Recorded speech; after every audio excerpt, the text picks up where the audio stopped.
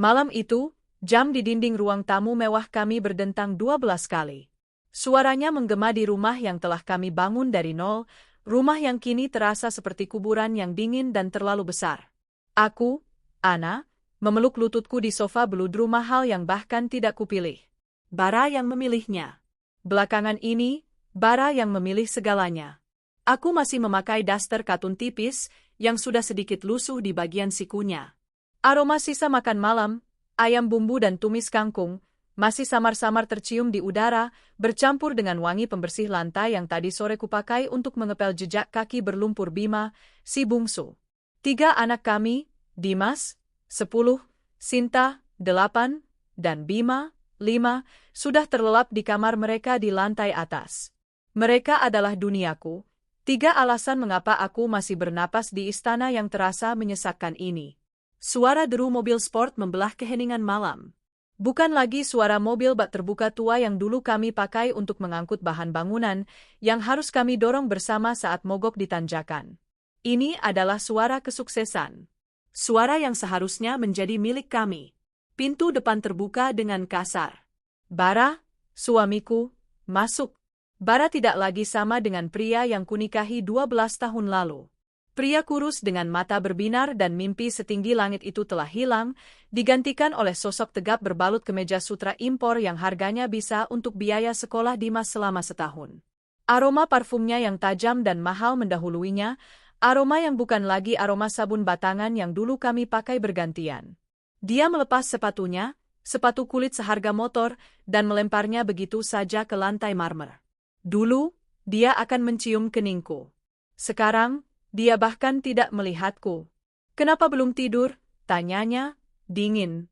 Suaranya berat, bukan lagi dari rokok kretek lintingan, tapi dari cerutu Kuba. Aku menunggumu, Mas. Anak-anak tadi menanyakanmu, jawabku pelan, mencoba menjaga suaraku agar tidak bergetar. Bara mendengus. Dia melonggarkan dasinya, dasi yang warnanya tidak kukenali. Mereka selalu menanyakanku. Apalagi?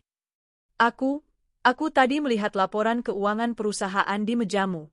Sepertinya ada penarikan dana yang sangat besar ke rekening pribadi. Aku tidak mengerti. Bara berbalik. Matanya yang dulu menatapku penuh cinta, kini menatapku dengan jijik. Jadi sekarang kau menggeledah mejaku? Jadi mata-mata di rumah sendiri? Bukan begitu, Mas. Aku tidak sengaja melihatnya saat membersihkan ruanganmu. Aku hanya khawatir. Itu uang perusahaan. Perusahaanku, bentaknya. Suaranya menggelegar. Aku yang membangunnya. Aku yang membuatnya besar. Napasku tercekat. Sakitnya menusuk, lebih tajam dari pisau dapur. Kita, Mas, koreksiku, nyaris berbisik. Kita yang membangunnya. Dia tertawa. Tawa yang kering dan menghina. Dia berjalan mendekat, menatapku dari atas ke bawah. Tatapannya seperti menelanjangiku, bukan dengan gairah, tapi dengan penghinaan. Kita, ulangnya. Lihat dirimu, Ana. Lihat. Dia mencengkeram daguku, memaksaku menatapnya. Aku bisa mencium aroma alkohol yang samar dari napasnya. Kamu pikir kamu siapa? Kamu pikir kontribusimu apa? Hanya karena kamu memberiku anak. Air mataku mulai menggenang. Mas, Kamu itu pemalas, Ana. Kamu tidak melakukan apa-apa selain menghabiskan uangku di rumah besar ini. Aku mengurus rumah. Aku membesarkan 3 anak kita. Itu tugasmu sebagai istri, potongnya. Tapi lihat penampilanmu. Kamu jelek. Bau dapur, bau ompol anak-anak. Setiap kata adalah tamparan. Aku teringat masa lalu. Aku ingat bagaimana bau, ini adalah bau keringat saat aku ikut mengangkat semen bersamanya. Bau, ini adalah bau tanganku yang melepuh karena mencuci pakaian kotornya saat kami belum punya mesin cuci.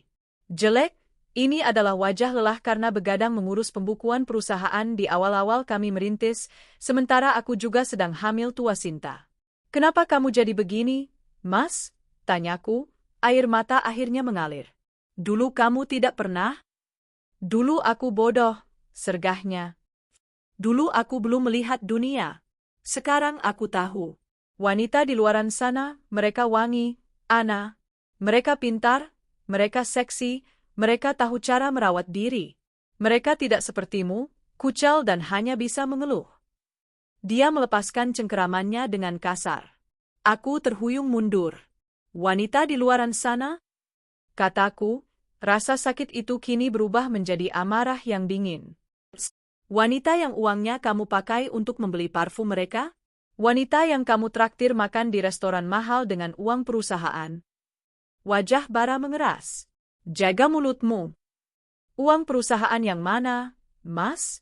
Uang yang modal awalnya adalah tabunganku? Uang yang didapat dari menjual satu-satunya tanah warisan almarhum bapakku. Suaraku bergetar, kini bukan karena takut, tapi karena amarah yang telah kupendam bertahun-tahun. Aku sudah bilang padamu, tanah itu akan kuganti. Dan tabunganmu itu tidak seberapa dibandingkan miliaran yang kuputar sekarang. Tapi tanpa uang itu, tidak akan ada perusahaan ini. Tanpa aku yang mendampingimu dari nol, kamu bukan siapa-siapa, Bara. Plak, tamparan itu begitu keras hingga telingaku berdenging. Rasa perih dan panas menjalar di pipiku. Aku terhempas ke sofa. Ruangan itu mendadak sunyi. Hanya suara isak tangisku yang tertahan. Aku menatapnya, pria yang telah mengambil segalanya dariku, uangku, masa mudaku, cintaku, dan kini dia juga mengambil harga diriku. Dia berdiri di sana, napasnya memburu. Ada keterkejutan di matanya sesaat, tapi itu cepat hilang, digantikan oleh kekerasan hati yang baru kulihat malam ini. Itu, desisnya, menunjuk wajahku, untuk mulut lancangmu. Dia berbalik, merapikan kemejanya yang sedikit kusut. Dia tidak meminta maaf. Dia tidak menunjukkan penyesalan. Aku muak melihatmu, katanya pelan, tapi setiap katanya menusuk lebih dalam dari tamparannya. Aku muak dengan rumah ini. Saat itulah ponselnya bergetar di saku celananya. Dia mengeluarkannya, dan seberkas senyum tipis, senyum yang sudah lama tidak kulihat ditujukan untukku, tersungging di bibirnya saat dia membaca pesan di layar. Dia tidak berusaha menyembunyikannya. Dia mengetik balasan singkat, lalu memasukkan ponselnya kembali. Dia menatapku sekali lagi, tatapan yang tidak bisa kuartikan. Dingin, kosong, tapi ada secercah kelegaan. Mulai besok, katanya, jangan campuri urusanku lagi. Paham? Dia berbalik dan melangkah menaiki tangga marmer menuju kamar tidur utama kami. Kamar tidur kami, meninggalkanku sendirian di ruang tamu yang dingin, dengan pipi yang membara dan hati yang hancur berkeping-keping. Aku tidak tahu siapa wanita di luaran sana yang wangi dan seksi itu. Aku tidak tahu siapa yang baru saja mengiriminya pesan. Tapi aku tahu satu hal, perang baru saja dimulai. Dan tamparan malam ini adalah tembakan pembukanya. Aku memegang pipiku, bukan lagi karena sakit, tapi karena sumpah. Aku bersumpah, demi air mataku, demi tanah warisan bapakku, demi ketiga anakku yang tidur di lantai atas. Bara akan membayar semua ini. Aku hanya belum tahu caranya. Aku hanya bisa berdoa. Ya Tuhan, jika Engkau tidak bisa membuatnya berubah, maka berikan aku kekuatan.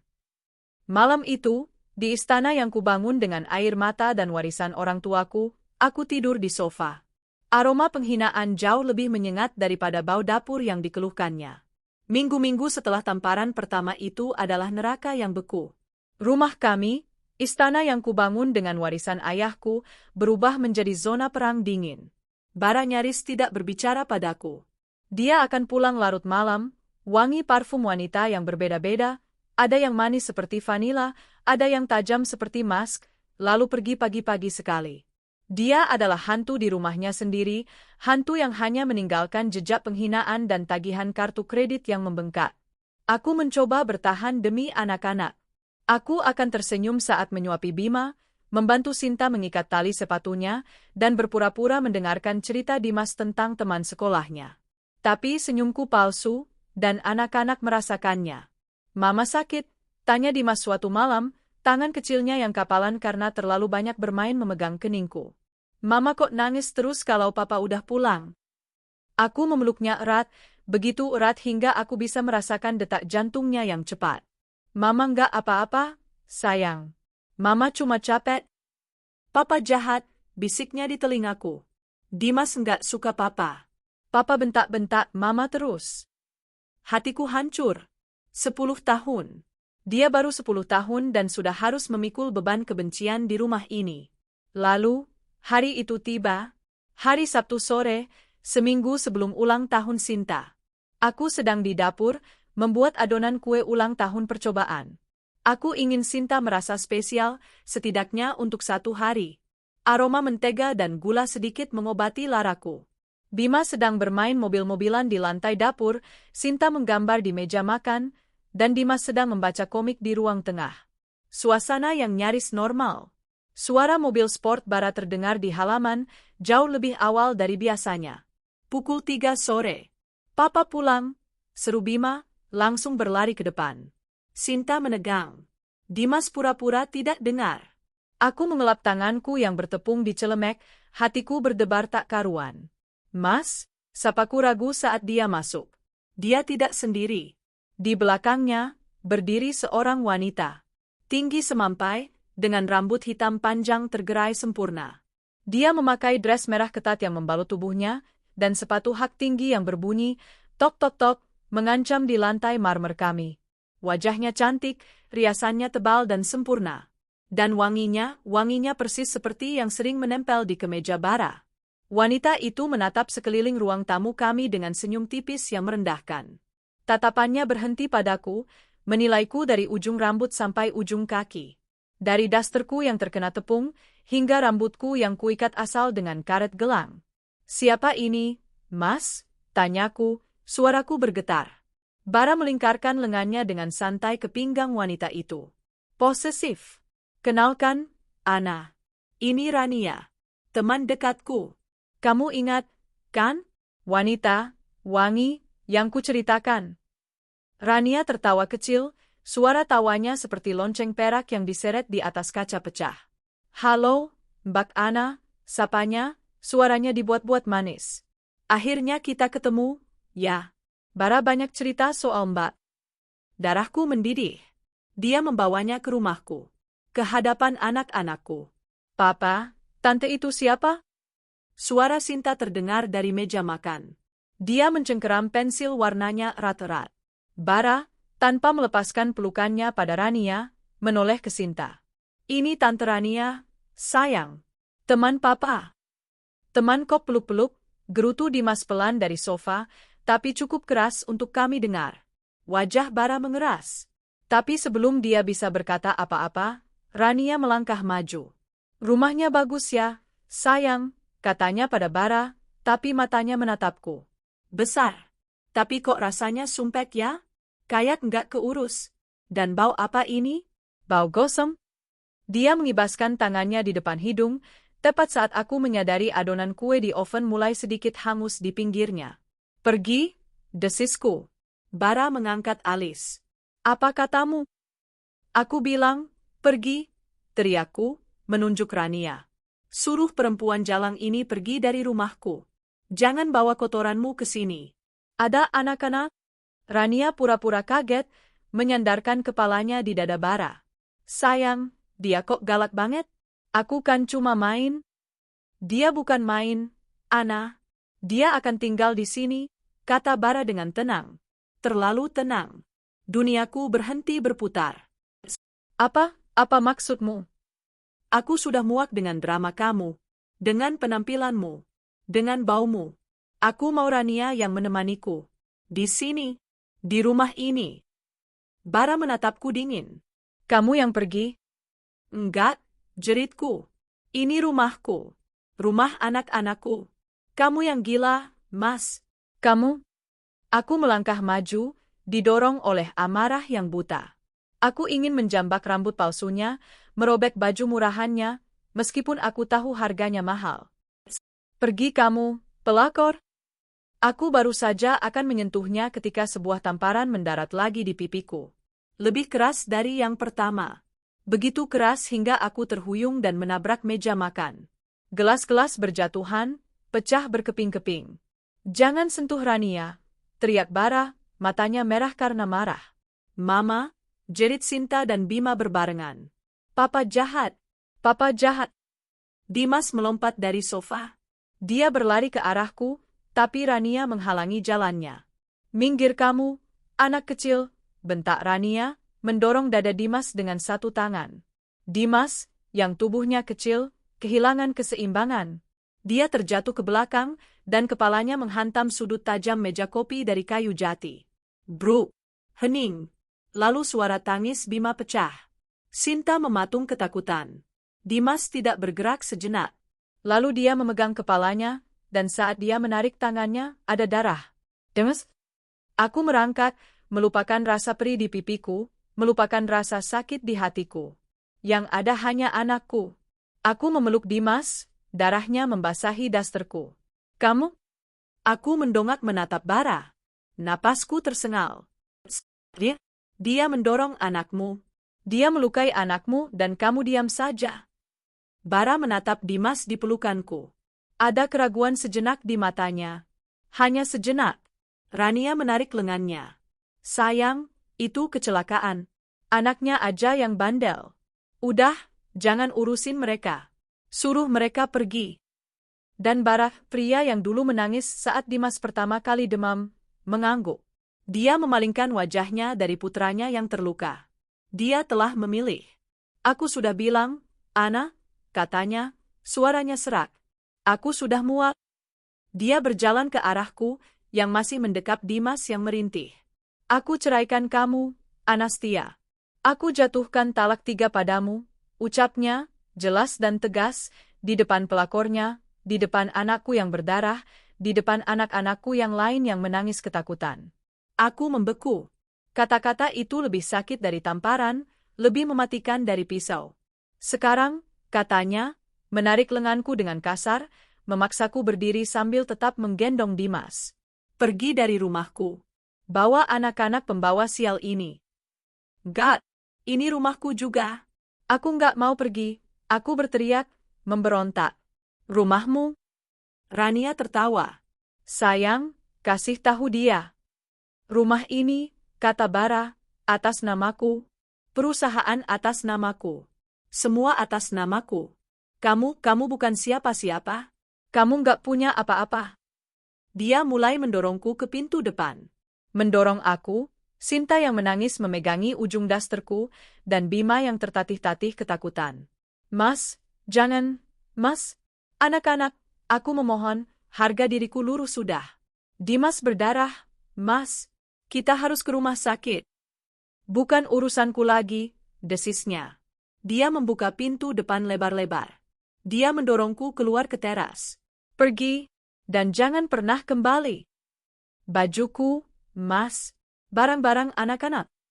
Dia masuk ke dalam, lalu keluar lagi dengan tas sekolah Dimas dan Sinta, melemparkannya ke kakiku. "Itu saja yang kalian punya. Sisanya milikku dan Rania." Pintu ditutup dengan keras di depan wajahku. Aku bisa mendengar suara kunci diputar. Aku berdiri di teras rumahku sendiri. Dengan daster berlumuran tepung dan darah putraku. Dengan 3 anak yang menangis ketakutan.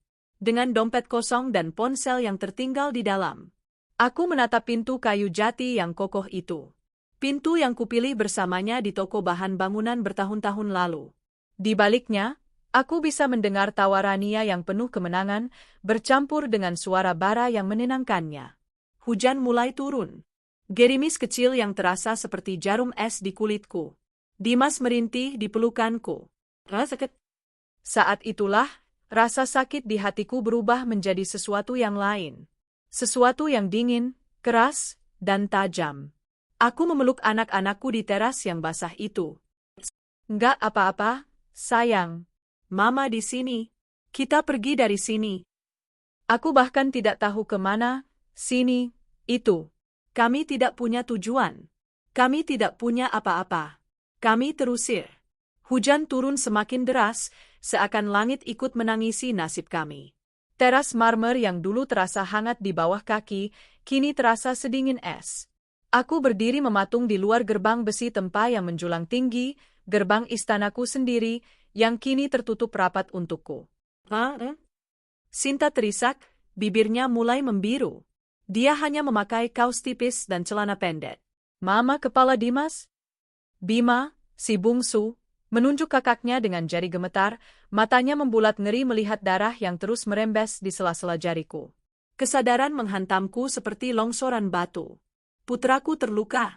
Kita harus ke rumah sakit, kataku, lebih pada diriku sendiri. Tapi bagaimana? Aku tidak punya dompet, tidak punya ponsel, tidak punya apa-apa selain daster kotor yang melekat di tubuhku dan 3 nyawa kecil yang bergantung padaku. Aku menatap ke pos satpam di ujung jalan komplek mewah kami. Pak Tono, satpam yang biasa kuberikan kopi dan penganan kecil, ada di sana. Dia melihatku. Aku mengangkat tangan, mencoba memanggil. Dia membuang muka. Dia pura-pura tidak melihatku. Ponsel di tangannya pasti baru saja berbunyi. Perintah dari sang tuan, Bara. Jangan bantu perempuan itu. Biarkan dia. Dunia yang kubangun runtuh dalam hitungan detik. Semua orang yang dulu tersenyum padaku, yang kuberi bonus dan THR, kini menjadi orang asing yang bisu. Uang Bara telah membeli segalanya, termasuk kesetiaan mereka. Ayo, nak, kataku, suaraku serak. Aku menguatkan gendonganku pada Dimas. Kita jalan. Aku menggandeng Sinta dengan tangan kiriku. Bima, dengan instingnya, memeluk erat ujung dasterku. Kami berempat berjalan di tengah hujan deras, meninggalkan komplek perumahan mewah itu seperti sekelompok pengungsi perang. Kami berjalan tanpa arah. Tanpa arah tujuan, bukan lagi sekadar kiasan, itu adalah kenyataan pahit kami. Setiap langkah terasa berat. Dasterku basah kuyup, membuat darah Dimas luntur dan bercampur dengan air hujan, mengalir di lenganku. Orang-orang di dalam mobil menatap kami dengan aneh. Seorang wanita dengan daster, berlumuran darah palsu, itu yang mungkin mereka pikirkan, dan 3 anak kecil menangis di tengah hujan. Mereka menatap, lalu melaju pergi. Kami sampai di sebuah halte bus di jalan raya. Tubuhku gemetar hebat, entah karena dingin atau karena syok. Aku mendudukkan anak-anak di bangku semen yang dingin.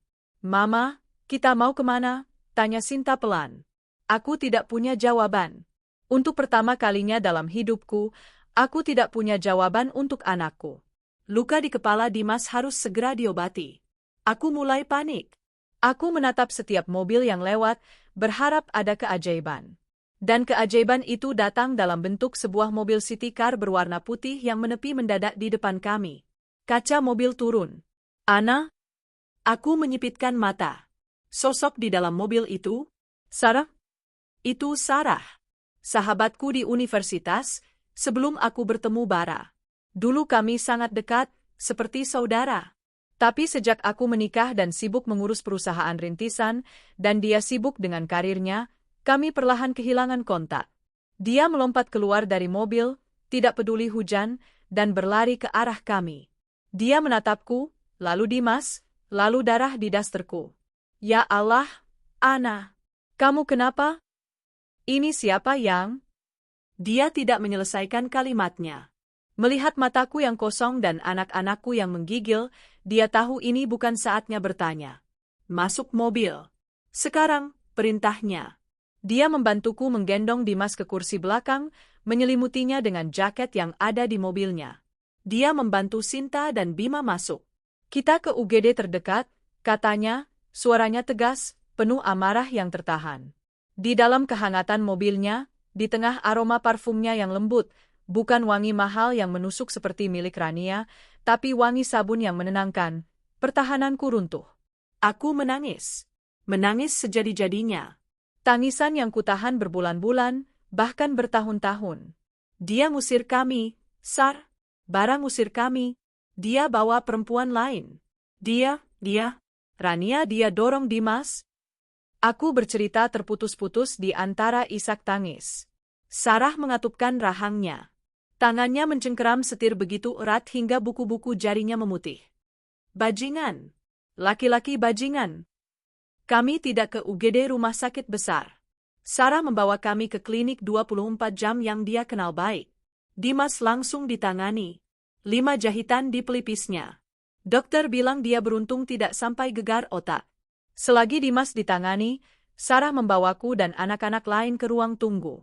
Dia kembali dengan 4 kotak teh hangat, beberapa roti, dan plester untuk luka lecet Bima. Makan, Nah, minum.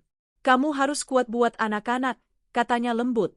Sinta dan Bima, yang kelaparan dan kelelahan, makan roti itu dalam diam. Mata mereka tidak pernah lepas dariku. Setelah Dimas selesai dijahit dan tertidur di pangkuanku, Sarah menatapku. Ana, kamu nggak punya siapa-siapa lagi di kota ini, kan? Orang tuamu sudah nggak ada. Aku mengangguk pelan. Suamiku, Rian, lagi di rumah. Aku sudah telepon dia, kata Sarah. Rumah kami nggak besar, nah, nggak seperti rumahmu yang dulu. Cuma kontrakan 3 kamar. Tapi selalu ada tempat buat kalian. Air mataku mengalir lagi. Aku nggak mau merepotkan, Sar. Merepotkan? Sarah memotongku. Dengar, Ana. 12 tahun lalu, waktu aku patah hati dan gak punya uang sepeser pun buat bayar kos, siapa yang menampungku? Siapa yang membagi piring Indominya jadi 2 buatku? Kamu. Dia menggenggam tanganku. Sekarang giliranku. Kamu dan anak-anak kalian aman bersamaku. Malam itu, kami tiba di rumah Sarah dan Rian. Sebuah rumah sederhana di gang yang padat, tapi terasa begitu hangat. Rian, suaminya, menyambut kami di teras dengan senyum yang tulus. Dia pria yang baik, matanya teduh. Selamat datang di rumah, Mbak Ana, adik-adik, katanya, seolah kami adalah tamu yang sangat dinantikan. Sarah sudah menyiapkan segalanya. 1 kamar telah dikosongkan untuk kami. Ada kasur lantai tebal dengan spray bersih, dan bantal-bantal. Maaf seadanya, nah? Aku memeluknya. Ini lebih dari istana, Sar. Terima kasih. Sarah dan Rian menatap anak-anakku dengan tatapan yang baru kupahami. Tatapan penuh kerinduan. Kami sudah 8 tahun menikah, nah, bisik Sarah kemudian, saat anak-anak sudah tertidur pulas, kelelahan. Kami belum dikasih rezeki. Rumah ini sepi banget. Dia tersenyum sambil mengelus rambut Sinta.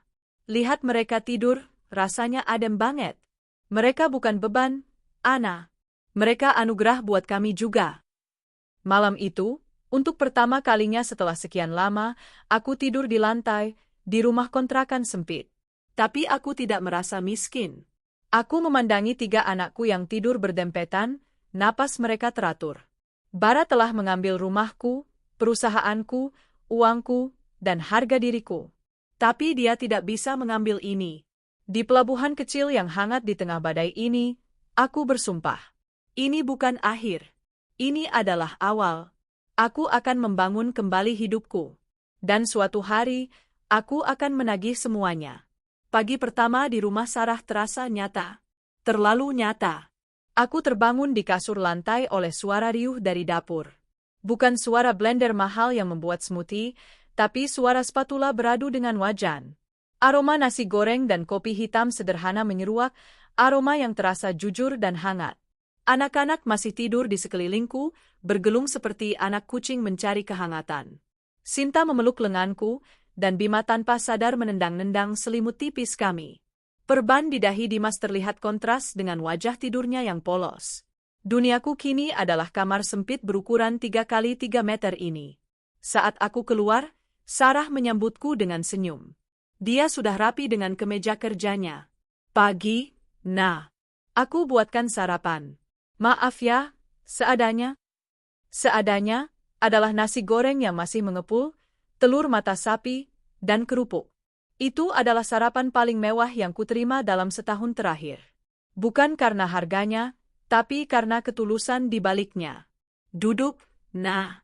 Rian sudah berangkat subuh tadi, dia ada proyek di luar kota, kata Sarah, menuangkan teh hangat untukku. Kami makan dalam diam sejenak. Sar, aku memulai, suaraku par. Aku harus cari kerja. Sarah mengangguk, matanya serius. Aku tahu. Tapi jangan buru-buru. Tenangkan dirimu dulu. Anak-anakmu masih trauma. Justru karena mereka, aku harus cepat, Sar. Aku nggak bisa numpang terus-terusan sama kamu. Kamu dan Mas Rian sudah terlalu baik. Ana, Sarah menggenggam tanganku. Anggap ini rumahmu. Tapi, aku ngerti. Ini, dia menyodorkan sebuah amplop coklat, bukan banyak, nah. Cuma sedikit tabunganku. Pakai ini untuk kebutuhanmu. Beli baju ganti buat kamu dan anak-anak. Anggap saja utang. Bayar kalau kamu sudah sukses nanti. Air mataku menetes di atas piring nasi goreng. Aku nggak tahu gimana harus balasnya. Sar? Balas dengan jadi Ana yang dulu aku kenal, katanya tegas. Ana yang gigih, yang pintar, yang nggak pernah menyerah. Kamu itu lulusan akuntansi terbaik di angkatan kita, Ana. Jangan lupa itu. Ya, aku. Lulusan akuntansi. Rasanya sudah seabad berlalu. Aku telah mengubur ijazahku di bawah tumpukan popok, laporan keuangan perusahaan bara yang tak pernah mencantumkan namaku, dan hinaan tentang wanita bodoh. Hari itu, hidup baru kami dimulai. Sarah membantuku mengurus segalanya. Dia membelikanku ponsel bekas yang murah dan kartu SIM baru. Nomor lama buang saja. Jangan beri bara akses lagi ke kamu. Minggu pertama adalah yang terberat. Aku harus menyekolahkan anak-anak. Aku mendaftarkan Dimas dan Sinta ke sekolah dasar negeri di dekat rumah Sarah. Jauh dari sekolah swasta elit mereka yang lama, yang gedungnya ber-AC dan punya kolam renang. Kok sekolahnya nggak ada AC? Tanya Sinta polos di hari pertamanya. Sekolah itu buat belajar, nak. Bukan buat mendinginkan badan, jawab Dimas ketus, lebih dewasa dari usianya. Sejak kejadian itu, Dimas berubah. Dia menjadi pendiam, pemarah, tapi sangat protektif padaku. Dia akan memelototi setiap laki-laki yang melirik ke arahku di jalan. Sementara Dimas dan Sinta sekolah, aku menitipkan Bima pada tetangga Sarah yang membuka jasa penitipan anak, membayarnya dengan sisa uang dari Sarah. Lalu, aku memulai perburuanku. Aku membeli kemeja putih dan rok hitam bahan di pasar malam. Pakaian, tempurku. Aku menghabiskan malam-malamku di depan laptop tua Rian, menyusun ulang CV-ku yang lowong selama 12 tahun. Apa yang harus kutulis, Sar? Tanyaku putus asa. Manajer keuangan, freelance di perusahaan suami? Siapa yang akan percaya? Tulis yang sebenarnya, kata Sarah. Tulis, manajer keuangan dan operasional, di PT Bara Jaya. Kamu memang itu. Tulis keahlianmu. Pembukuan, audit internal, manajemen arus kas. Kamu bisa semua itu, nah. Maka, aku mulai melamar. Dari satu kantor ke kantor lain. Berjalan kaki, naik angkot, berdesakan di bus kota. Rasanya seperti kembali menjadi mahasiswi, tapi kini dengan beban 3 nyawa di pundakku. Penolakan demi penolakan menjadi sarapanku. Ibu Ana, pengalaman Anda bagus, tapi ini kan di perusahaan suami ibu sendiri. Anda yakin bisa fokus kerja? Anda punya 3 anak kecil, kan? CV Anda kosong selama 12 tahun, Bu. Kami butuh yang rekam jejaknya jelas. Aku hampir menyerah. Setiap malam aku pulang ke rumah Sarah, kaki melepuh, hati remuk. Aku akan memeluk anak-anakku yang sudah tertidur, mencium wangi mereka, dan itu memberiku kekuatan untuk mencoba lagi besok. Selama semua ini, tidak ada satupun kabar dari Bara. Ponsel baruku hening. Tidak ada panggilan. Tidak ada pesan. Tidak ada transfer uang. Dia tidak menanyakan apakah putranya yang dia lihat terluka di depan matanya itu masih hidup atau sudah mati. Dia tidak menanyakan apakah anak-anaknya makan atau kelaparan. Kebencianku padanya berubah menjadi sesuatu yang lebih dingin. Itu bukan lagi amarah yang meledak-ledak. Itu adalah baja. Baja yang kutempa dari setiap penolakan, dari setiap langkah yang lelah, dari setiap tatapan iba orang-orang. 2 bulan setelah pengusiran itu, aku dipanggil wawancara di sebuah perusahaan manufaktur skala menengah. Posisi, staf akuntansi senior. Menir HRD-nya seorang wanita parubaya yang tegas. Dia menatap CV-ku lama. CV Anda menarik, katanya. 12 tahun, lalu tiba-tiba melamar sebagai staf senior. Saya tidak kosong, Bu, jawabku, suaraku stabil. Aku sudah menyiapkan jawaban ini. Selama 12 tahun, saya adalah co-founder dan manajer keuangan di PT Bara Jaya. Saya mengurus pembukuan dari nol, dari omset ratusan ribu per bulan hingga puluhan miliar per tahun. Saya bisa audit, saya bisa pajak, saya bisa payroll. Saya tidak mengurusnya di atas kertas, Bu. Saya melakukannya. Wanita itu menatapku, mencari kebohongan. Dia tidak menemukannya. Perusahaan itu milik mantan suami Anda, kan? Tanyanya. Benar?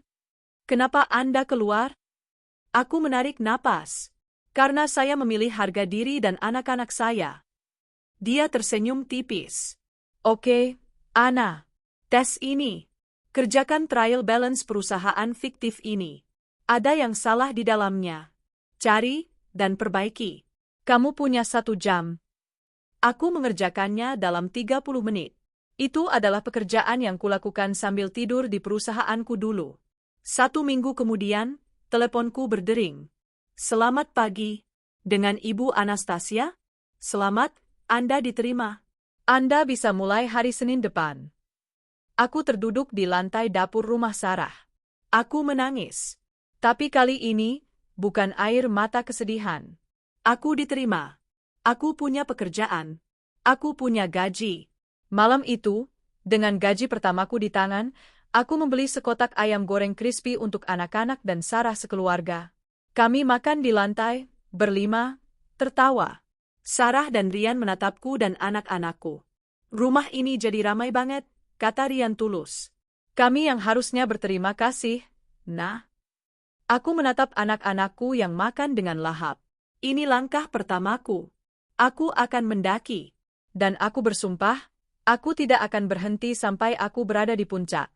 Bukan untuk membuktikan pada Bara, tapi untuk membuktikan pada diriku sendiri dan pada ketiga anakku bahwa ibu mereka bukan wanita bodoh, pemalas, dan bau.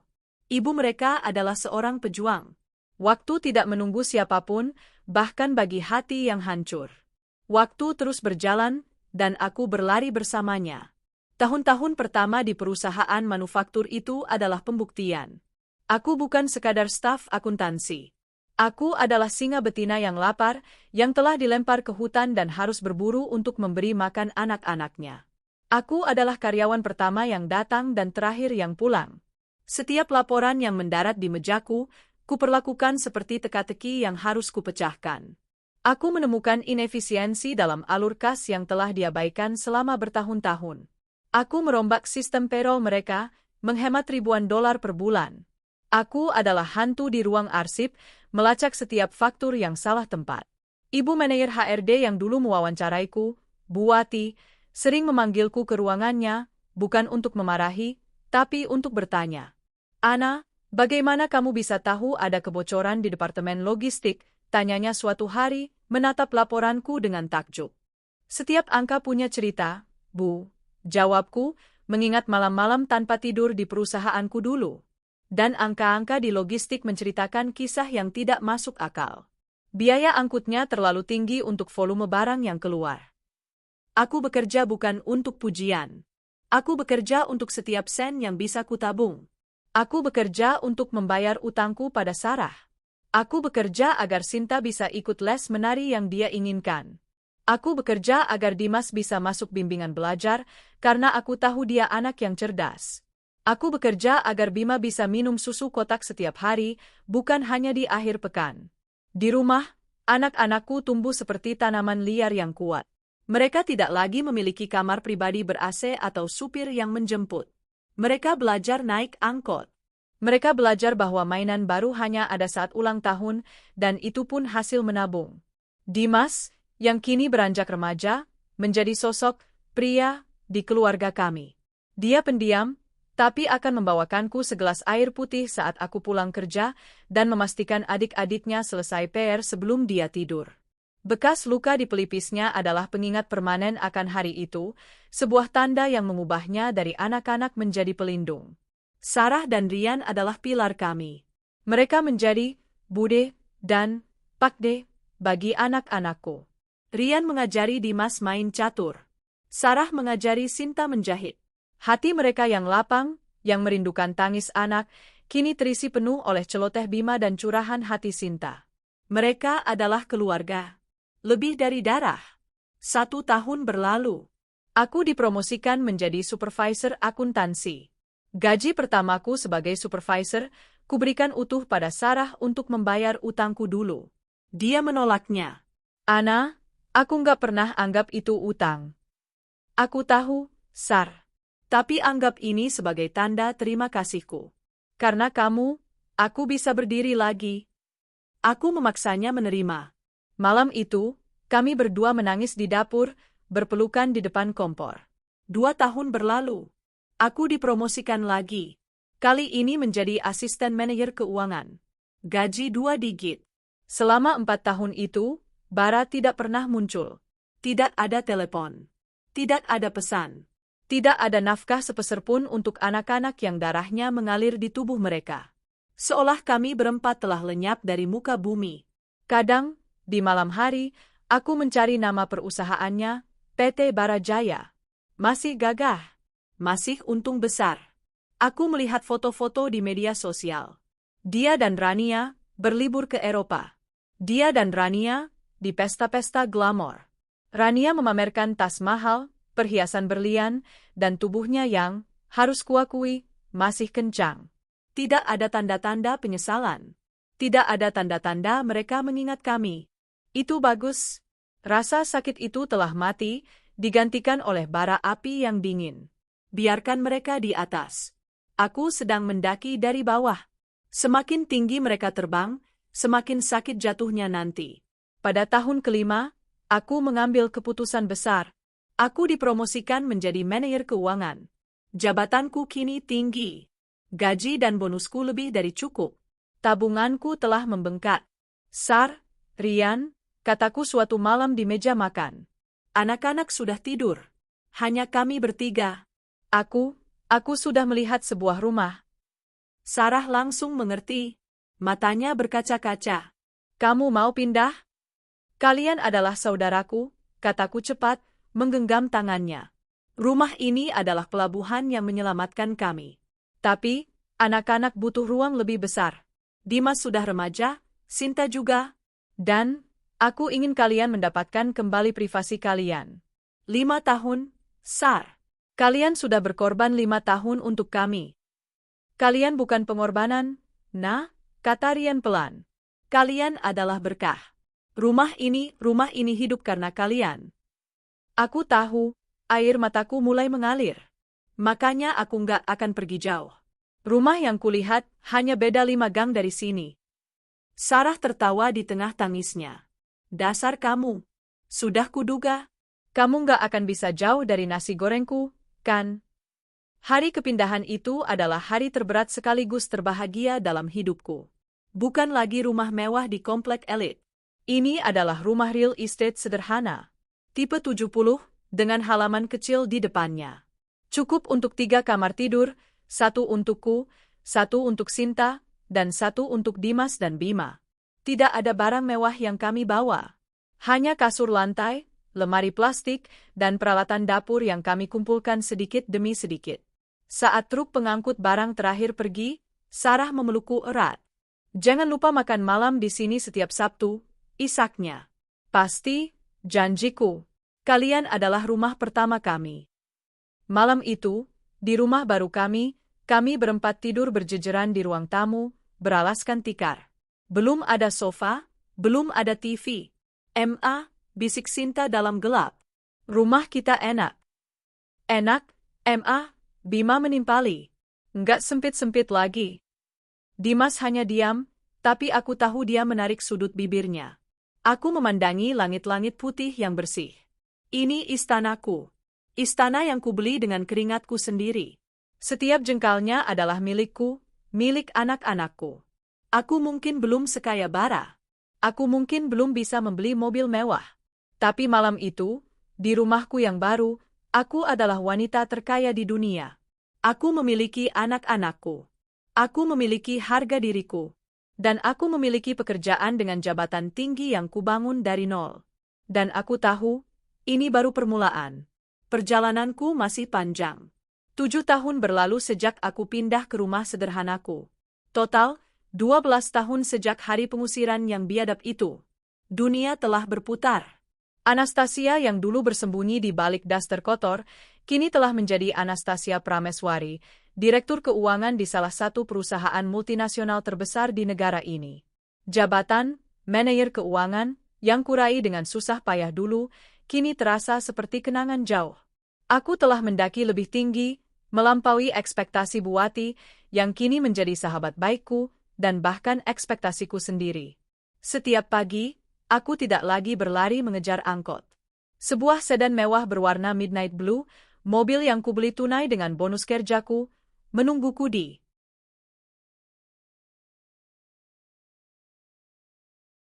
carport rumahku yang kini telah direnovasi menjadi 2 lantai yang elegan dan minimalis. Istana yang kubangun dengan keringat, kini benar-benar terwujud.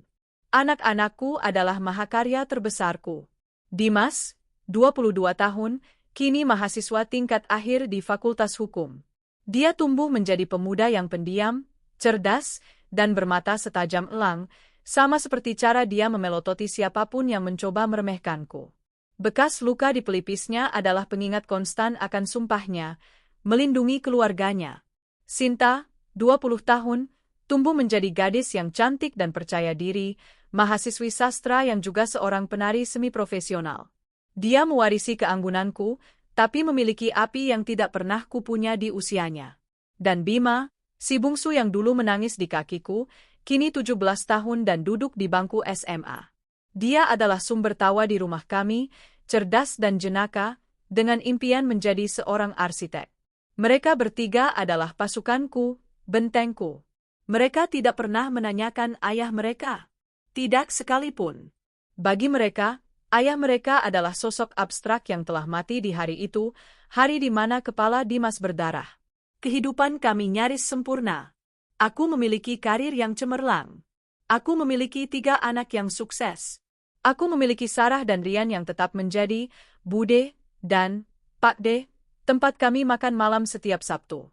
Aku bisa membeli tas bermerek, perhiasan, dan liburan ke luar negeri tanpa perlu melihat label harga. Aku telah membuktikan pada diriku sendiri, aku bukan wanita bodoh, pemalas, dan bau. Aku adalah wanita yang sukses. Hingga suatu sore di akhir pekan, sebuah undangan tiba.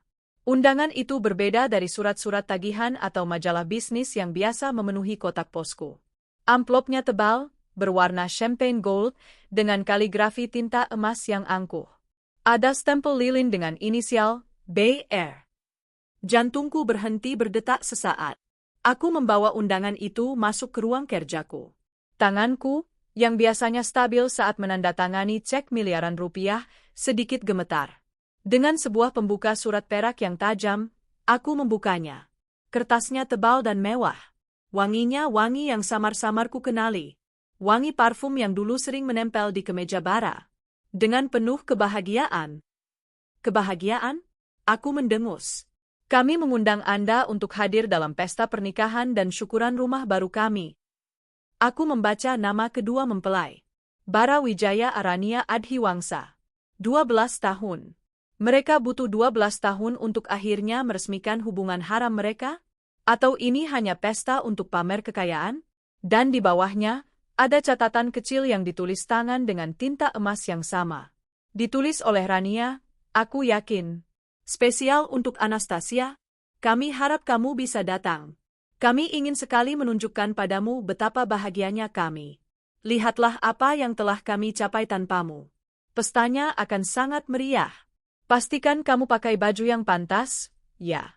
Jangan sampai malu-maluin. Salam hangat, Rania. Sakit? Tidak. Aku tidak merasakan sakit. Aku merasakan sesuatu yang lain. Sesuatu yang telah lama tertidur di dasar hatiku, di bawah tumpukan kesuksesan dan kesibukan, kini terbangun. Itu adalah amarah murni yang telah didinginkan oleh waktu. Mereka ingin mempermalukanku. Mereka pikir aku masih Ana yang dulu. Ana berdaster kucel yang menangis di halte bus.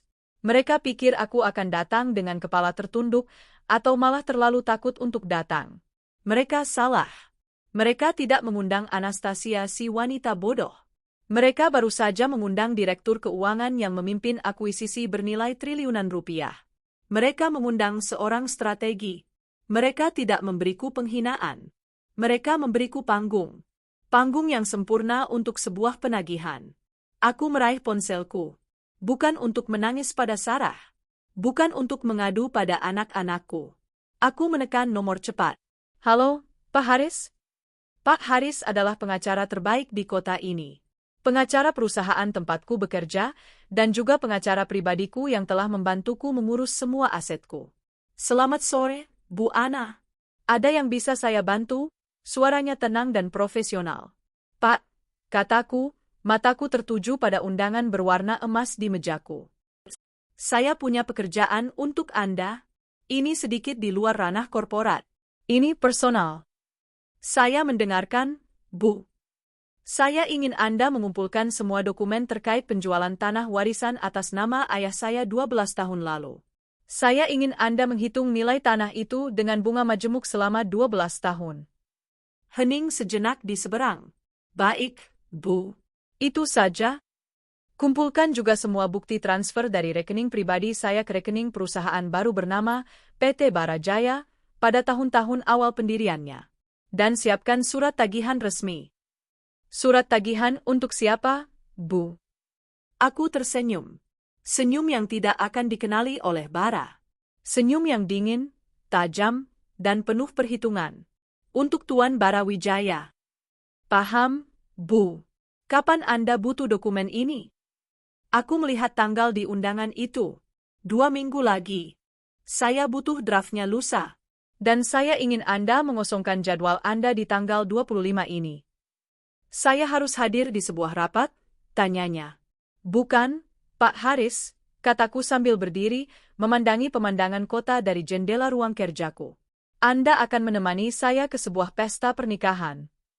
2 minggu adalah waktu yang singkat untuk pernikahan, tapi waktu yang lebih dari cukup untuk merencanakan sebuah perang.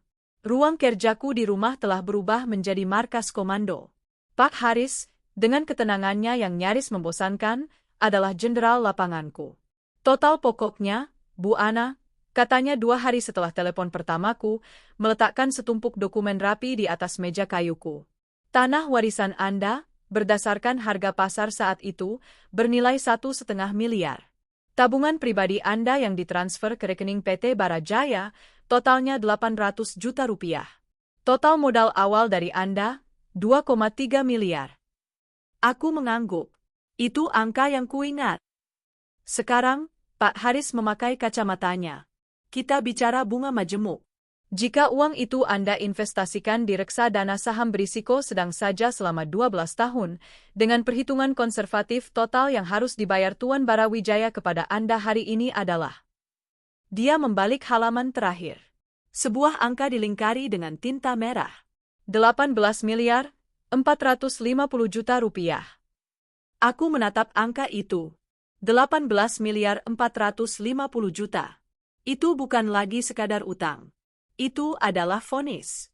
Ini bukan hanya tentang uang, Pak Haris, kataku pelan, jariku menelusuri angka itu. Ini tentang keadilan. Ini tentang anak laki-laki yang kepalanya berdarah dan ayahnya memalingkan muka. Pak Haris menatapku, matanya yang tajam melembut sejenak. Saya paham, Bu. Dan secara hukum, beliau tidak bisa lari. Ini bukan gonogini. Ini utang piutang murni. Ada bukti transfer, dan ada surat kuasa penjualan tanah warisan yang Anda tanda tangani atas nama beliau sebagai suami. Beliau berutang pada Anda, bukan sebagai istri, tapi sebagai investor. Siapkan surat tagihan resminya, perintahku. Dan siapkan surat somasi, kalau-kalau dia menolak. Sudah siap, Bu, katanya sambil menepuk tas kerjanya. Kita akan berikan secara personal, di pesta, seperti permintaan Anda. 2 minggu itu, aku tidak hanya mengurus hukum. Aku mengurus seragam pertempuran. Aku tidak membeli gaun dari butik. Aku memanggil desainer langgananku. Saya mau sebuah gaun, kataku. Bukan untuk pesta pernikahan. Saya mau gaun yang membuat orang berkata, dia datang untuk mengambil alih. Hasilnya adalah sebuah mahakarya. Gaun sutra high neck lengan panjang, pas di badan, dengan belahan tinggi di paha. Warnanya bukan hitam, bukan merah. Warnanya hijau emerald pekat. warna uang, warna kecemburuan. Malam pesta itu tiba. Rumahku riuh. Anak-anakku tahu apa yang akan terjadi. Mama? Sinta memegang gaunku, matanya berbinar. Mama, cantik banget. Kayak Ratu Ular di film. Aku tertawa. Ratu Ular? Bukan. Maksud Sinta, kuat, berbahaya. Bima, yang kini gagah dengan kemejanya, hanya mengacungkan jempol. Keren. Pulangnya bawain zupa sop, ya. Hanya Dimas yang diam. Dia berdiri di depan pintu kamarnya, menatapku. Dia sudah jadi pemuda 22 tahun yang tampan, matanya setajam mata elang warisan kakekku. Bekas luka di pelipisnya terlihat samar, tapi bagiku, itu bersinar. Dia berjalan ke arahku. Dia merapikan rambutku yang disanggul modern dan elegan. "Ma," katanya pelan, suaranya dalam. "Ya, sayang." Jangan sisakan apapun. "Hancurkan mereka." Aku menatap mata putra sulungku. Aku melihat bocah 10 tahun yang berdarah di pelukanku. Aku tersenyum. Pasti. Mobil sedan Midnight Blueku meluncur mulus di jalanan. Pak Haris duduk di sampingku, diam dan tenang. Aku menyetir sendiri. Aku yang memegang kendali. Kami tiba di ballroom hotel bintang 5 termewah di kota. Tempat yang sama di mana Bara pernah bermimpi, suatu hari, kita akan adakan gala dinner perusahaan kita di sini. Ternyata dia mewujudkannya. Bukan untuk gala dinner, tapi untuk pernikahannya dengan pelakor itu. Area drop-off dipenuhi mobil sport berwarna mencolok dan mobil-mobil mewah Eropa. Sedan Midnight Blueku terlihat sederhana, namun mematikan. Seorang valet membukakan pintu untukku. Aku melangkah keluar. Dunia seakan bergerak lambat. Angin malam menerbangkan sedikit rambut halunku. Sepatu stiletto peraku beradu dengan lantai granit. Aku merapikan gaun emeraldku. Di telingaku, anting berlian, yang kubeli sendiri, berkilauan. Pak Haris berdiri di sisiku, membawa tas kerjanya yang elegan. Kami berjalan masuk. Semua tamu, yang tadinya sibuk berbisik dan berdenting gelas, terdiam. Satu persatu. Seperti efek domino. Aku bisa mendengar bisikan-bisikan itu. "Ya Tuhan, itu Ana, kan? Anastasia? Mantan istrinya? Beda banget. Gila? Bukannya dia dulu," katanya. Sudahlah. Aku mengabaikan mereka. Mataku lurus ke depan. Di atas pelaminan yang berlebihan, penuh bunga palsu berwarna emas dan putih, norak, duduklah sang raja dan ratu sehari. Bara, tampak lebih gemuk, pipinya tembam. Dia memakai setelan jas putih yang sepertinya sedikit sesak. Dan Rania. Dia di sana, dalam gaun pengantin putih yang menggembung besar, berekor panjang, dengan tiara berkilauan di atas rambutnya. Dia melihatku. Wajahnya, yang tadinya berseri-seri menyalami tamu, membeku. Senyumnya kaku. Matanya membelalak ngeri, sebelum berubah menjadi api cemburu yang tak bisa disembunyikan. Dia pasti mengira aku akan datang memakai daster. Dia mencengkeram lengan Bara. Bara menoleh, mengikuti arah pandangan Rania. Dan dia melihatku. Rahangnya jatuh. Aku tersenyum. Senyum paling manis, paling tulus, paling dingin yang pernah kuberikan. Dengan langkah yang anggun dan mantap, aku berjalan di atas karpet merah yang mereka siapkan. Melewati tamu-tamu yang ternganga. Pak Haris mengikutiku, satu langkah di belakang, seperti bayangan yang mematikan. Aku tidak berhenti untuk menyapa siapapun. Aku tidak mengambil minum. Aku berjalan lurus ke depan pelaminan. Lurus ke arah mereka. Musik jazz lembut yang tadi mengalun, kini terasa seperti raungan di telingaku. Aku berhenti tepat di depan panggung kecil mereka. Aku mendongak menatap mereka, yang duduk di singgasana emas murahan itu. "Bara," sapaku. Suaraku, yang terlatih memimpin rapat direksi, terdengar jelas dan tenang di seluruh penjuru ballroom. "Rania." Aku tersenyum lebih lebar. "Selamat, ya, atas pernikahan kalian." Ucapan, "Selamat, ya," dariku menggantung di udara ballroom yang mendadak senyap. Musik jazz itu terdengar seperti kaset kusut lalu mati total, atas perintah seorang event organizer yang panik melihat situasi. Semua mata tertuju pada kami. Tamu-tamu berhenti makan. Pelayan berhenti menuang minuman. Rania, di atas singgasananya, adalah yang pertama pulih dari keterkejutan. Wajahnya yang cantik memerah padam di balik riasan tebal. Matanya menyipit. Ana, desisnya, suaranya bergetar karena amarah. Berani-beraninya kamu datang ke sini. Mau mengemis, ya? Aku tertawa kecil. Tawa yang tenang dan dingin. Mengemis? Rania, setelah 12 tahun, ternyata kamu tidak bertambah pintar, hanya bertambah tua. Kamu? Dia setengah berdiri dari kursinya, gaunnya yang besar menyulitkannya. Bara, di sampingnya, akhirnya menemukan suaranya. Wajahnya pucat pasi, bergantian menatapku dan para tamu yang mulai berbisik. Ana, mau apa kamu? Suaranya serak. Pergi. Jangan buat keributan di sini. Ini hari bahagiaku. Hari bahagiamu. Aku memiringkan kepalaku. Oh, aku tahu. Dan aku diundang. Ingat? Undangan khusus darimu, Rania, kataku sambil meliriknya. Kamu bilang, kamu ingin menunjukkan padaku betapa bahagianya kalian. Dan aku di sini untuk melihatnya. Aku melangkah lebih dekat ke tepi panggung, mataku menatap lurus ke mata Bara. Aku sudah memberimu selamat, Bara. Sekarang, aku di sini untuk urusan kedua. Urusan bisnis. Bisnis? Bara mengernyit, bingung. Ya, bisnis, kata kau. Aku datang untuk menagih utang.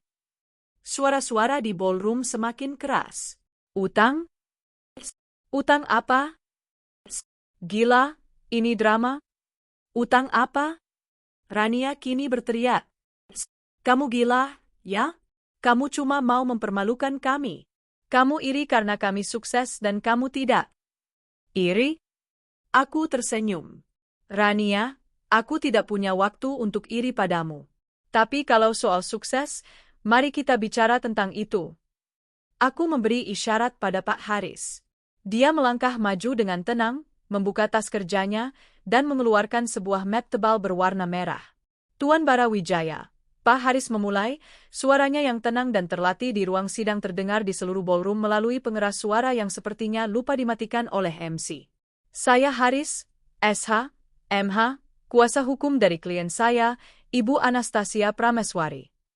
Wajah Bara berubah dari pucat menjadi seputih kertas. Dia kenal nama Pak Haris. Semua orang di dunia bisnis kenal nama itu. Kami di sini untuk menyerahkan surat tagihan resmi, lanjut Pak Haris. Atas utang pribadi Anda kepada Ibu Anastasia yang Anda pinjam 12 tahun lalu sebagai modal awal pendirian PT Barajaya. Omong kosong, teriak Bara, kini panik. Aku tidak berutang apapun padanya. Itu uang gono gini. Bukan, Tuan Bara, Pak Haris mengoreksi dengan sopan. Ini bukan gono gini, karena Anda tidak pernah membaginya saat Anda menceraikan klien saya. Ini adalah murni utang piutang. Pak Haris membuka dokumen di tangannya. 1. Penjualan tanah warisan atas nama almarhum ayah Ibu Anastasia senilai 1,5 miliar rupiah yang uangnya Anda terima melalui surat kuasa. Para tamu terperangah. Keluarga besar Bara yang duduk di meja depan saling berpandangan. 2. Lanjut Pak Haris, total tabungan pribadi Ibu Anastasia yang ditransfer ke rekening perusahaan Anda senilai 800 juta rupiah. Total pokok utang 2,3 miliar rupiah, kata Pak Haris, suaranya mantap. Itu uang lama, bantah Bara, suaranya bergetar. Sudah. Tentu, kataku, kini mengambil alih. Tentu saja itu uang lama. Uang yang kamu pakai untuk membangun istanamu. Uang yang kamu pakai untuk membiayai perempuan ini, aku menunjuk Rania. Uang yang tidak pernah kamu kembalikan sepeser pun. Aku menoleh ke para tamu. Kalian semua di sini sebagai teman Tuan Barawijaya.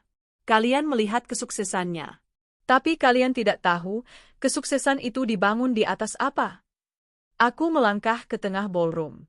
Kesuksesan itu dibangun di atas tanah warisan ayahku. Dibangun di atas tabungan pernikahanku. Dibangun di atas keringatku yang ikut mengangkat semen bersamanya. Cukup, Ana, teriak Bara dari atas pelaminan. Belum cukup, balasku, suaraku kini meninggi, penuh dengan rasa sakit 12 tahun. Setelah perusahaan itu besar, apa yang dia lakukan? Dia menghinaku. Dia bilang aku wanita bodoh, pemalas, jelek, dan bau. Dia meludahi wanita yang sama yang membantunya dari nol. Bisikan-bisikan kini berubah menjadi gumaman horor. Dan dia, aku menunjuk Rania dengan telunjukku yang terawat sempurna. Dia membawa pelakor ini ke rumah kami. Dia berselingkuh di depan anak-anakku. Perempuan ini, aku menatap tajam ke mata Rania, mendorong putra sulungku, Dimas, hingga kepalanya berdarah dan harus dijahit. Wajah Rania berubah ketakutan. Bohong. Itu fitnah. Lalu, teriakku, setelah melukai anakku, mereka berdua mengusirku. Aku diceraikan di depan pelakor ini, diusir dari rumahku sendiri, hanya dengan daster berlumuran darah anakku. Tanpa uang, tanpa ponsel, tanpa sehelai baju ganti. Aku dan ketiga anakku, yang juga darah dagingmu, Bara. Kamu membuang kami seperti sampah. Seluruh ballroom hening mematikan. Tamu-tamu menatap Bara dan Rania dengan jijik. Pesta yang tadinya meriah kini berubah menjadi ruang pengadilan. Jadi, kataku, suaraku kembali tenang dan dingin. Aku di sini untuk menagih. Pak Haris, berapa totalnya?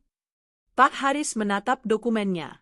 Dengan bunga majemuk yang wajar selama 12 tahun atas investasi yang tidak dikembalikan, total utang Tuan Barawijaya kepada Ibu Anastasia adalah 18.450.000.000 rupiah.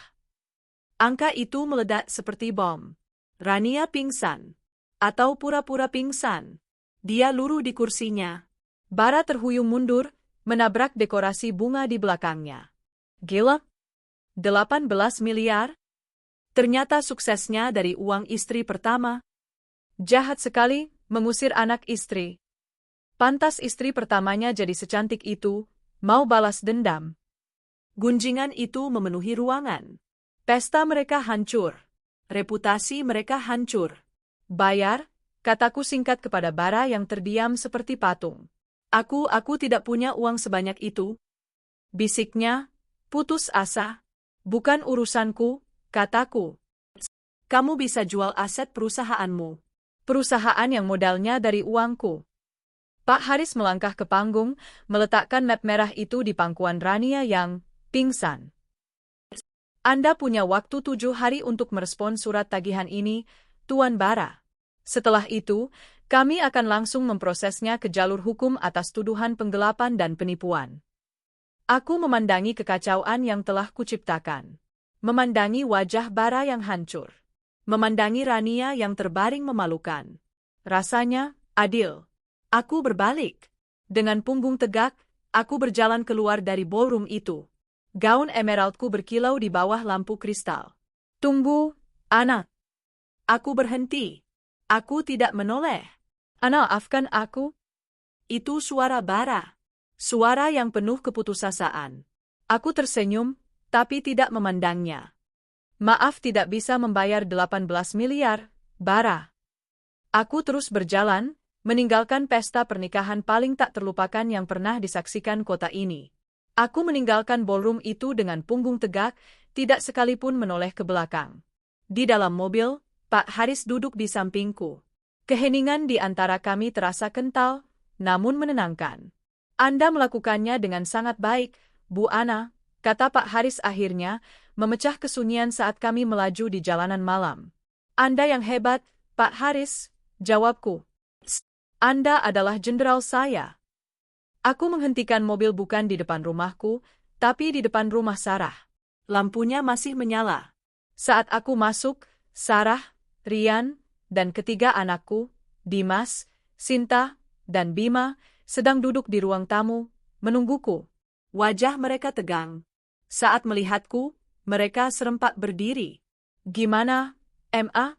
Tanya Dimas, suaranya dalam. Aku menatap mereka satu persatu.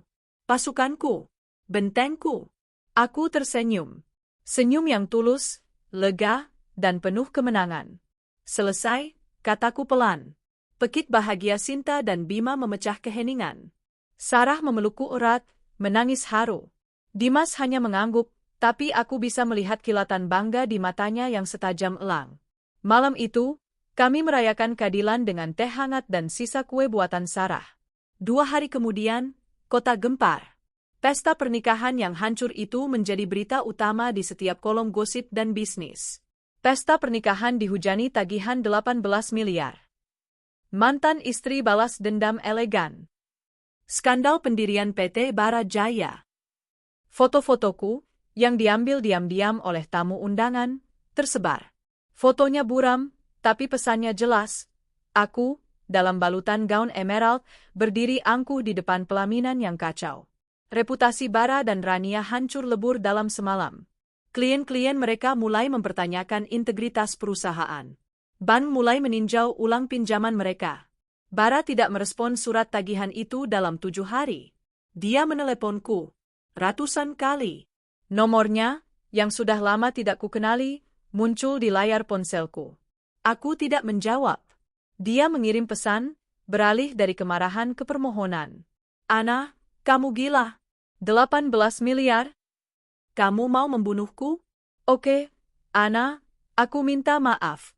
Aku salah. Tapi nggak gini caranya. Kita bisa bicarakan ini baik-baik. Tolong angkat teleponnya. Rania masuk rumah sakit. Dia stres. Kamu puas? Anak-anak, gimana kabar mereka? Aku kangen mereka. Pesan terakhir itu membuatku muak. Kangen? Setelah 12 tahun membuang mereka seperti sampah? Aku mematikan ponselku dan menyerahkan segalanya pada Pak Haris. Dia tidak merespon secara resmi. Pak, kataku di kantor pengacaraku. Baik, Bu. Kita lanjutkan ke tahap berikutnya, kata Pak Haris tenang. Surat somasi dilayangkan. Aset-aset PT Bara Jaya dibekukan oleh pengadilan. Rekening pribadi Bara dan Rania ditahan. Mereka tidak bisa lagi menarik uang untuk gaya hidup mewah mereka. Bara panik. Dia datang ke kantor lamaku, tempatku bekerja dulu, mencari-cariku. Tapi aku sudah lama pindah ke gedung pencakar langit. Dia datang ke rumah Sarah, menggedor-gedor pintu. Rian yang menghadapinya. Mbak Ana sudah lama tidak tinggal di sini, kata Rian dengan tenang namun tegas. Tolong jangan ganggu keluarga kami. Akhirnya, Bara dan pengacaranya yang jelas, lebih murah, setuju untuk bertemu di kantor Pak Haris. Bara yang kutemui di ruang mediasi bukan lagi pria angkuh di pelaminan. Dia tampak kuyup. Jasnya kusut, kantung matanya hitam. Di sampingnya, Rania duduk dengan wajah pucat tanpa riasan, matanya bengkak dan penuh kebencian. Ana, Bara memulai, suaranya parau. Aku akan bayar. Tapi, aku nggak punya 18 miliar. Aku akan cicil. Klien saya tidak tertarik dengan cicilan, potong Pak Haris, dingin. Utang ini sudah tertunda selama 12 tahun. Kami mau tunai. Tapi bagaimana? Teriak Rania. Kamu mau kami jadi pengemis? Aku menatapnya. Ini adalah pertama kalinya aku menatapnya lagi sejak pesta itu.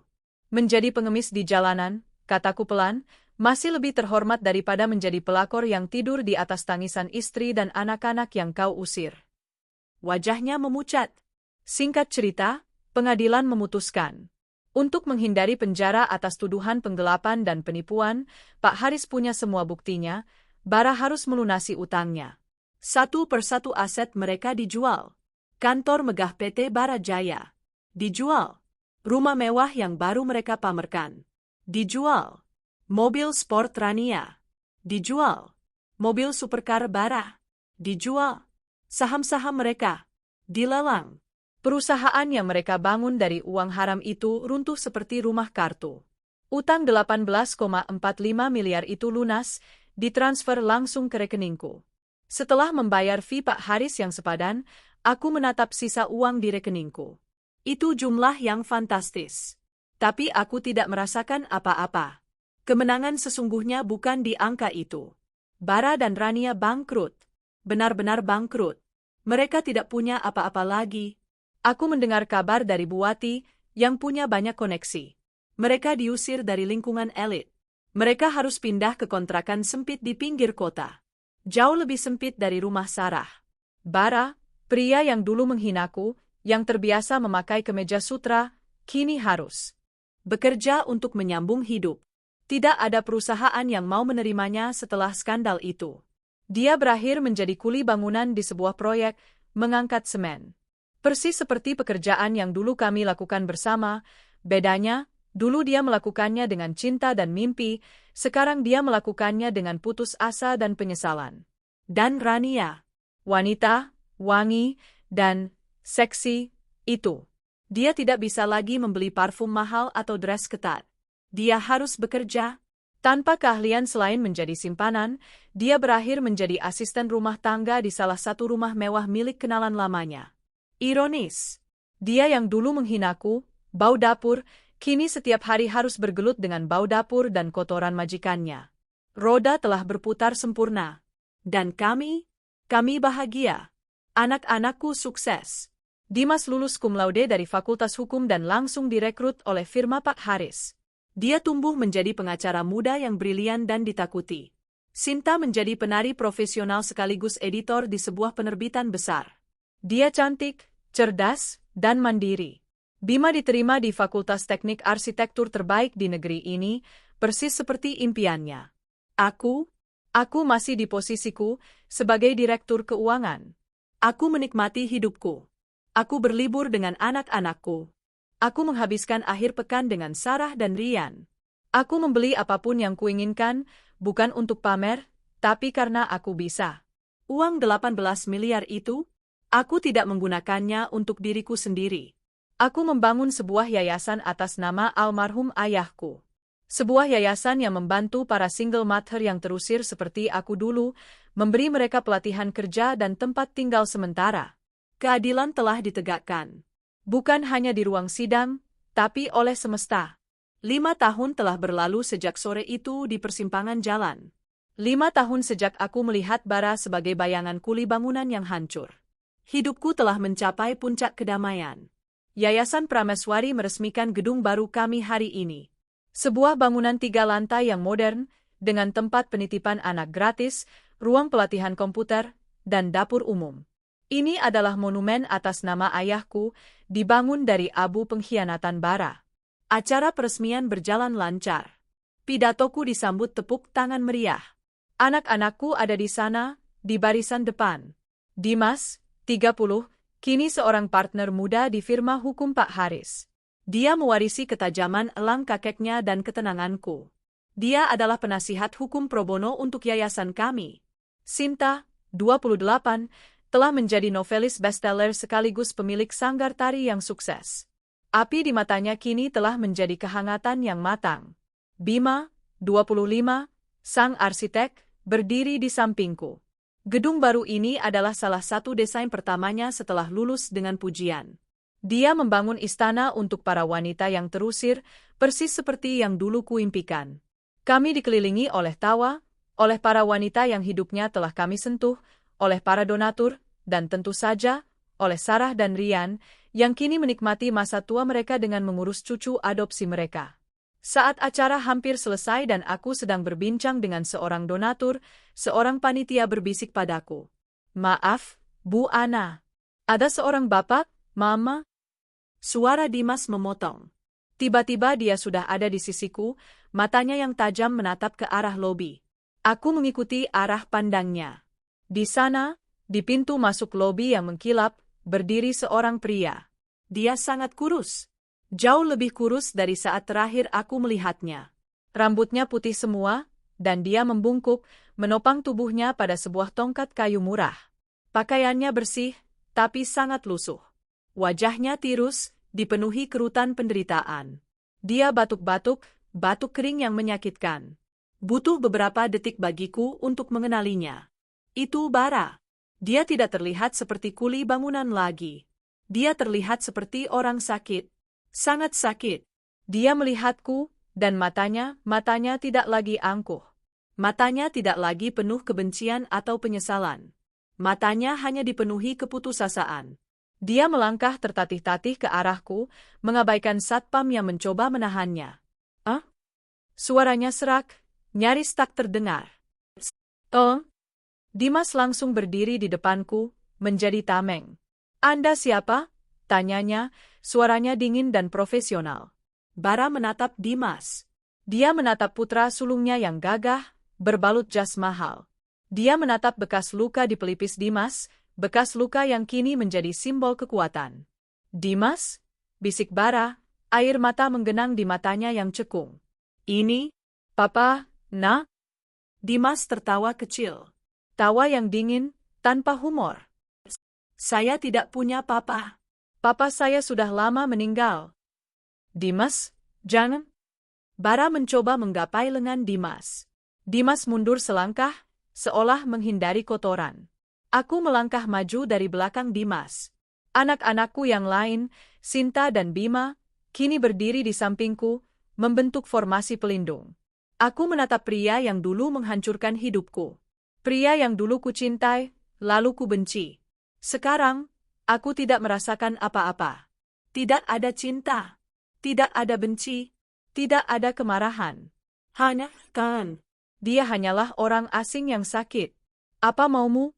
Tanyaku, suaraku datar. Aku sakit. Ana, bisiknya, terbatuk lagi.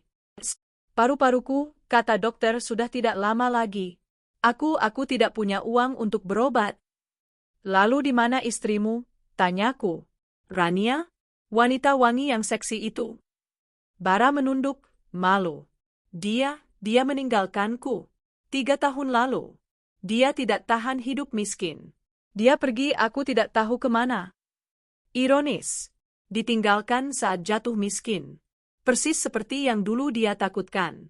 Jadi, kataku, setelah 20 tahun mengabaikan anak-anakmu, tidak memberi mereka nafkah sepeser pun, membiarkan kepala anakmu berdarah, mengusir kami, kau datang ke sini, untuk mengemis. Dia menangis. Tangisan seorang pria tua yang kalah. Maafkan aku, Ana. Maafkan aku, anak-anak. Aku tahu aku salah. Aku. Dia menatap Dimas, Sinta, dan Bima. Tolong. Papa hanya ingin dimaafkan sebelum mati. Anak-anakku diam. Wajah mereka keras seperti batu. Mereka telah melihatku menangis selama bertahun-tahun karenanya. Mereka tidak punya ruang untuk iba. Aku menghela napas. Aku membuka dompetku. Bukan untuk memberinya uang. Aku mengambil sebuah kartu nama. Kartu nama Yayasan Prameswari. Aku memberikannya padanya. Aku tidak bisa memaafkanmu, Bara, kataku pelan. Itu hak anak-anakku, dan mereka jelas tidak akan memaafkanmu. Dia menatap kartu itu, bingung. Di belakang kartu itu, kataku, ada alamat panti sosial dan rumah singgah yang bekerja sama dengan kami. Mereka menyediakan tempat tinggal dan pengobatan gratis untuk lansia terlantar dan tidak mampu.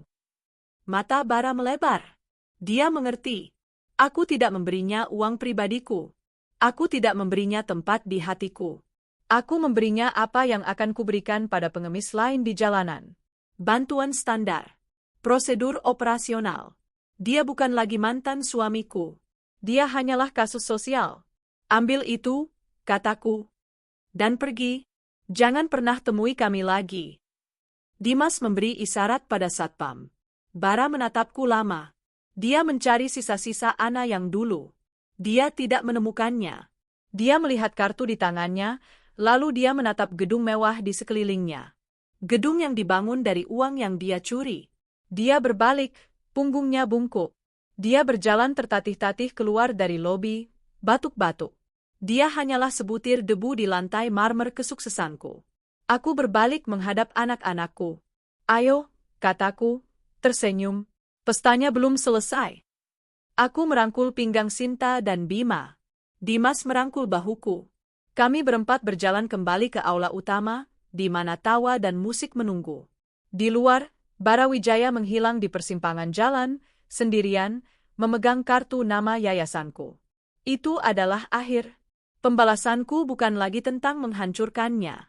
Pembalasanku adalah tentang kebahagiaanku. Tentang ketidakpedulianku yang total padanya. Aku bebas. Kami bebas. 6 bulan telah berlalu sejak pertemuan terakhir di lobi Yayasan Prameswari. 6 bulan sejak aku memberikan kartu nama itu pada Bara, memperlakukannya sebagai kasus sosial, bukan sebagai masa lalu. Musim telah berganti. Pagi itu, Aku sedang duduk di teras belakang rumahku, menghadap taman yang kurawat dengan baik. Secangkir kopi hangat mengepul di tanganku. Udara pagi terasa segar. Bima sedang bersiap-siap berangkat ke kampus, dan aku bisa mendengar Sinta sedang berlatih vokal di kamarnya. Damai. Ponselku, yang kuletakkan di meja rotan, bergetar. Nomor tak dikenal. Selamat pagi, dengan Ibu Anastasia Prameswari, suara seorang pria yang terdengar lelah. Ya, saya sendiri. Maaf mengganggu, Bu. Saya dari Panti Sosial Wureda Kasih. Panti yang bekerja sama dengan yayasan Ibu. Jantungku berdetak sedikit lebih cepat. Ya, Pak. Ada yang bisa saya bantu? Ini soal seorang pria. Namanya Bara Wijaya. 6 bulan lalu, beliau mendaftar di sini menggunakan kartu nama Ibu. Aku diam. Menunggu. Beliau meninggal tadi malam, Bu, kata pria itu pelan. Kanker paru-parunya sudah stadium akhir saat dia datang. Kami sudah berusaha merawatnya semampu kami, tapi Tuhan berkehendak lain. Aku menatap ke taman. Setetes embun jatuh dari kelopak mawar. Aku tidak merasakan apa-apa. Tidak ada kesedihan. Tidak ada kelegaan. Hanya sebuah titik, sebuah kalimat yang akhirnya selesai. Saya mengerti, Pak, jawabku tenang. Masalahnya, Bu? Pria itu terdengar ragu. Kami tidak bisa menemukan kontak keluarganya yang lain. Di data KTP-nya, statusnya cerai hidup. Dan dia datang hanya membawa kartu nama Ibu. Apa Ibu bersedia mengurus jenazahnya? Hening sejenak. Aku memikirkan Dimas, Sinta, dan Bima. Aku memikirkan diriku sendiri, menangis di halte bus. Pak, kataku dengan suara yang mantap. Pria itu bukan lagi keluarga saya. Saya tidak memiliki kewajiban apapun atasnya.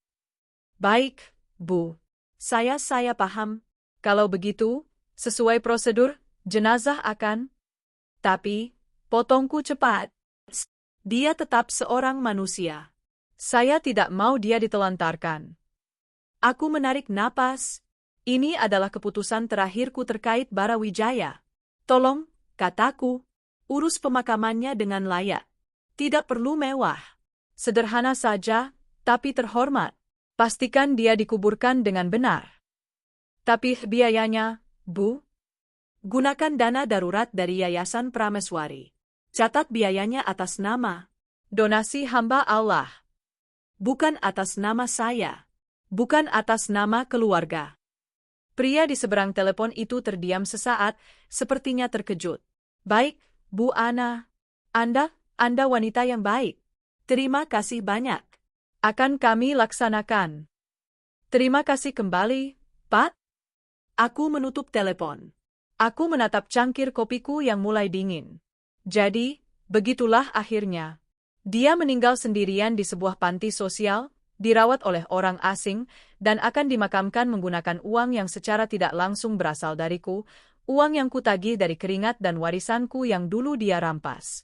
Keadilan semesta bekerja dengan cara yang paling ironis.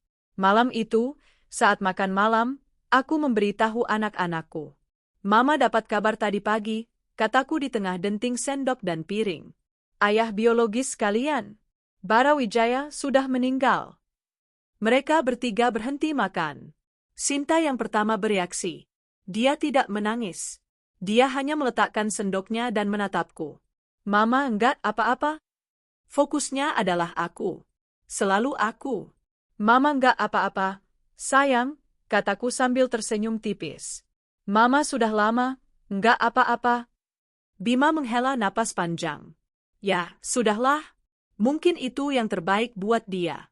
Dia sudah lama mati buat kita. Dimas, seperti biasa, adalah yang paling tenang. Dia hanya mengangguk sekali. Bagus, katanya singkat. Semua urusan selesai. Dia melanjutkan makannya, seolah aku baru saja memberitahunya bahwa hujan akan turun besok. Bekas luka di pelipisnya adalah pengingat bahwa urusannya dengan Bara sudah selesai sejak 12 tahun lalu. Malam itu, tidak ada kesedihan di rumah kami. Yang ada hanya kelegaan. Bab terakhir dari buku yang buruk akhirnya ditutup. Beberapa hari kemudian, Aku menerima amplop coklat berisi foto-foto. Foto sebuah gundukan tanah merah yang masih baru, dengan nisan kayu sederhana. Tanpa nama. Hanya tertulis, hamba Allah. Aku menatap foto itu lama. Foto kuburan pria yang pernah menjadi cintaku, lalu menjadi monsterku, dan akhirnya menjadi debu. Aku tidak menyimpan foto itu. Aku memasukkannya ke mesin penghancur kertas. Aku kembali ke teras, menghirup udara sore. Di dalam rumah, aku mendengar Sinta dan Bima tertawa, mungkin sedang berebut remote TV. Dimas baru saja pulang, suaranya yang berat menyapa adik-adiknya. Rumahku penuh dengan kehidupan. Sementara bara berakhir dalam kesunyian. Aku tersenyum. Bukan senyum kemenangan. Bukan senyum balas dendam. Itu adalah senyum seorang wanita yang akhirnya benar-benar bebas. Sepenuhnya. Utuh.